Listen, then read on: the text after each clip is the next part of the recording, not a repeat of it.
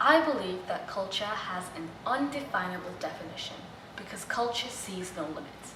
But if I was to interpret it, I would say that culture is the tangible part of our society, in which it should be determined by the adaptation of that individual to their environment, not what's written on a passport. There are two main classifications of culture: collectivism and individualism. Now you might be asking yourself, what on earth is collectivism and individualism? Well, have no fear. In the simplest of definitions, collectivists are those who give priority to the societal group they are placed in over the individual. But on the other hand of the cultural spectrum lies individualists who favor individuality, independence, self-reliance, and give priority to personal rather than group goals. Now, collectivism versus individualism is an age-long discussion where people have tried to find a definitive right or wrong side to the argument, that individualists are selfish and malicious, while collectivists are socially conscious and generous, or that collectivists have no motivation to do any better because their individual efforts will never be recognized like how they would in an individualistic society. But what many countlessly fail to see is that there is, and never will be, any right or wrong, only different. And it is those differences, when celebrated and utilized, will we finally be able to create a new generation of multicultural and accepting individuals. Because if we continue to remain inside of our own self-constructed societal boundaries, we will never be able to truly know how the wind blows outside our windows. As humans, it is natural for us to sometimes shun various unintentional negative assumptions at these people, especially in regards to their religious beliefs and practices because of where they come from. Whether it be a societal construct like that of America, where the notion of I is highly praised, or a construct like India, where the notion of we is highly praised. These culture-specific influences have a significant effect on the level of regard placed on the cultural lens that shapes our perspective of reality and our sense of right and wrong, especially when it comes to the manner that we judge others with respect to their religious differences. Within individualistic cultures, specifically America, concepts like the American dream saturate the society, which then nudges the individual to strive for self-exploration and personal expression, which then tends to provoke freedom of speech. Individualists highly value self-liberty and truth. In regard to religion, with reference to the First Amendment, which states that Congress shall make no law respecting an establishment of religion or prohibit the free exercise of it, which is why it's understandable that more than 520 different religions are practiced within the United States.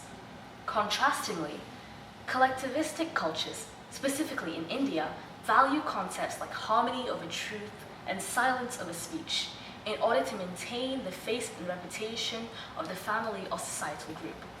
Very rarely do individuals freely voice their opinion or take any action if it does not prove beneficial to the group as a whole, which is why it is understandable that only 9 main religions are practiced within India, as conformity is the social construct which is greatly praised. One of the most common issues that we face today is the lack of acceptance and understanding. And as we continue to grow older, our attention spans just become smaller, and we lose interest in trying to find the why before drawing conclusions. A potent issue would be how Muslims are perceived today versus who they are, and is represented in my poetry piece titled Peace. I'm going to be talking about Islam, also known as peace. And as I pen down this poem, I know that parts of the Muslim youth are being brainwashed into thinking that how devout you are is measured on a scale from one bullet to bombing a nation, with aspirations of becoming freedom fighters willing to end lives and their own in the name of peace. Is this truly peace? Turning a nation of the innocent into enemy number one, forcing their people into tying their tongues down like dogs, our tongues that get tired of waiting, attempt to claw through the door in between us, only to be shunned back by all sorts of societal norms. Is this truly peace?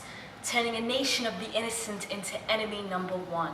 Windows mistaken for mirrors, fears for clouds, and seas that part us all from one another. What once was a perfect puzzle of a world, defined by one word, acceptance. Now all that remains is overly sanded down puzzle pieces that once used to fit, and vague assumptions of one another like loose-ended gossip at school. Is this truly peace? Turning a nation of the innocent into enemy number one? But we aren't them. We must sing along to our car alarm hearts instead of rushing to find the key. Untuck the belief that we've tucked in for countless nights of silence. A religion that intended for good, stripped of its foundation and renamed Islamophobia, a symbol stamped with fear. And allow me to rectify the shattered glass-like image that Islam has been given. Allow me to introduce you to Islam, a religion devoted to the divine, peace. A religion that does not allow us to grow up, but grow in, peace. A religion that is not an occupation or an obligation, but a way of life, peace. If you want to know the truth about Islam, then look at the heart of my belief. Upon one dialogue, you'll hear it in my greeting. Upon you, I wish salam, peace. My personal project speech can only be so long, so I hope that I was able to demonstrate that only when our differences are celebrated can we finally learn and become better from one another, and that the world is never black or white, and that those who strive are those who realize that we can be a collectivist that strives for freedom of speech, or an individualist that can work well with others, because culturally diverse settings, like our school, allow for the increase in innovation, not only in a materialistic sense, but also in regards to a more open-minded thought process consisting of acceptance to others' differences and beliefs, regardless of what they might be. Because a change in the cultural lens could have the potential to change the unjust way in which we perceive each other. The title of this speech was never Collectivism. The title of this speech was never Collectivism versus Individualism, but Collectivism and Individualism, and how they benefit each other.